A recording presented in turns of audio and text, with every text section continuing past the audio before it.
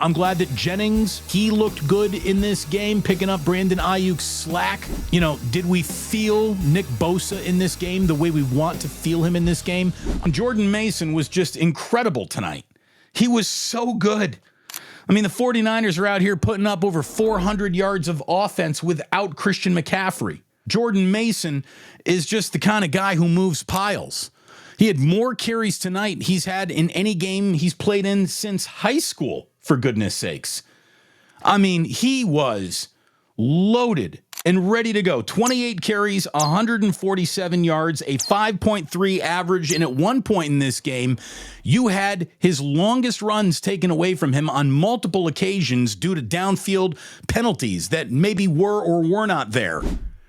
So for Jordan Mason to have looked this good, with Christian McCaffrey being the late scratch, and we've been told now that Christian McCaffrey may not be ready to go by the time this team lands in Minnesota to play the Vikings on Sunday, it was really good to see Jordan Mason play this well tonight.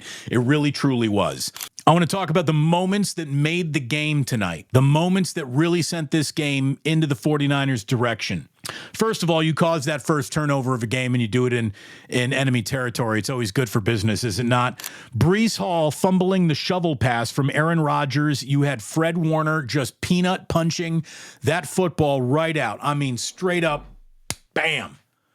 And it was awesome. If you got this guy, you can play, and his name is Trent Williams, and the other guy's name is Dominic Pooney. What a debut for Dominic Pooney. What a debut. He is out there just winning at the point of contact. He is a huge guy who can stand up and stop somebody right in front of them bull rushing. He can get to that second level. He can turn a linebacker around. Dominic Pooney, with his impressive debut as a rookie, is I think you're allowed to have in this league. He was fantastic tonight. He really was. That was a huge moment in the game right there. The 49ers got the ball back on the Jets' 32-yard line, and the only disappointing drive, I really thought, for the Niners, that wasn't a straight-up 3-and-out. You know, there's nothing to be happy about in a 3-and-out. But I thought, geez, that's a bad field goal there, but I didn't know that Jake Moody was going to have 5 more of them before the evening was through. Moments that might have made the game, that Brandon Aiyuk dropped touchdown, and the 49ers, again, instead of getting the touchdown, had to settle for 3. This was at the end of the half, and it was only 16-19 at halftime. It should have been more than that. You know, I thought if the 49ers, they come out of this locker room and this drive stalls, all the Jets need is the ball back, a score, and we got ourselves a football game. That didn't happen, because the other most significant moment of this game was the second half opening drive. It gave the 49ers full control of the game when they went up 23-7 after that one. I thought that Lenore causing a Rodgers pass to Wilson to pop out, and then Flanagan Fowles catches the deflection. Obviously, there's your second turnover of the night. You've turned the Jets' offense over twice, and it's probably good because it felt like the Jets were finding rhythm, or at least flirting with rhythm. Like maybe they haven't gotten the Rhythm's phone number, but they were flirting. There could have been a moment where they really climbed back into this game, but Aaron Rodgers just can't summon it the way that he wants to. You know, did we feel Nick Bosa in this game the way we want to feel him in this game? I would say no, but you watch the Pro Football Focus grade that he puts up will be better than the game footage that he actually put up. But he moves pockets. He moves people. He's got to get more to the quarterback. Remember, he didn't play a single game during the preseason. I think that strategy needs to change a little bit. I mean, I watched the NFL embrace playing no one that matters in the NFL's preseason, and we just had one of the most limp-wristed offensive week ones in the last 2 decades of offensive football around the league. You just have to play yourself into a little bit of shape. No game shape was available for Brandon Aiyuk, and he was out of rhythm, and he had as many drops tonight as I think he had all last year. Fred Warner, the defensive player of this game, without a doubt. That punch fumble was just awesome. I thought Malik Collins was an absolute difference maker in the middle for the 49ers. I'm glad that Jennings, who looked like he tweaked his hip or his leg a little bit, he looked good in this game, picking up Brandon Aiyuk's slack. I'll tell you what was also good news. Didn't really feel him in the game. But Talanoa Hufanga got the start, was on an operating table last year. So for him to have been cleared to play and is out there already, that's good. I mean, the 49ers secondary, I think, is built to be really good right from the jump, and it's going to improve all year long. If this is the worst of the 49ers, should be a really good year. If this is the most rust, the least rhythmed, the most out of sync the 49ers are this season, I really, really like their chances to be a special football team again this season. Let's see. I want to absolutely clear out my notebook. The hybrid kickoff rule.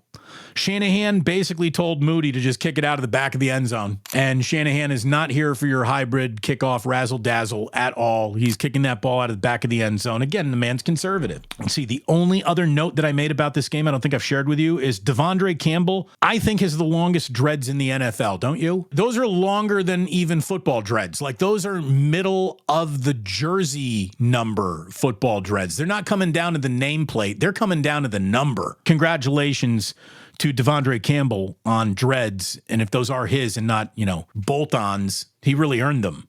You got to take years to grow hair like that. So during a timeout, this is Ricky Pearsall giving autographed jerseys, and if you take a look at the jerseys, you can see that that's just not like Ricky Pearsall signing his name. He's got a love letter written on that one to that police officer, and I'm guessing the other jersey has a similar love letter. And why does Ricky Pearsall love these two women? Because they helped save his life. That police officer was the first responder to his shooting, and the woman in his other arm is the doctor that took care of him at the hospital. How great is that picture? Ricky Pearsall giving love to the two women that helped him through the scariest moment of his entire life. And that's a great picture, and I'm glad those women were highlighted. They did an incredible job. So congratulations to them, their autographed jerseys, Ricky Pearsall. But I love that picture.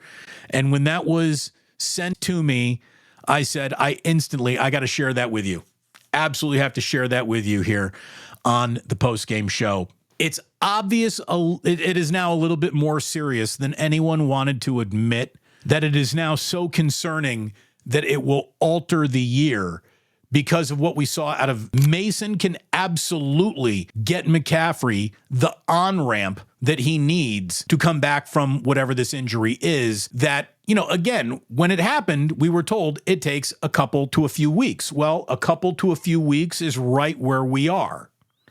So buying a little bit more time now, if it's good for the overall picture of the recovery, you do it. Christian McCaffrey is so important to this team, but Jordan Mason just bought him more time to return. And I think that it would be very wise of Kyle to use that time to give Christian all the time that he needs. Again, based on what we saw this evening out of Mason, hey, maybe take the next week as well.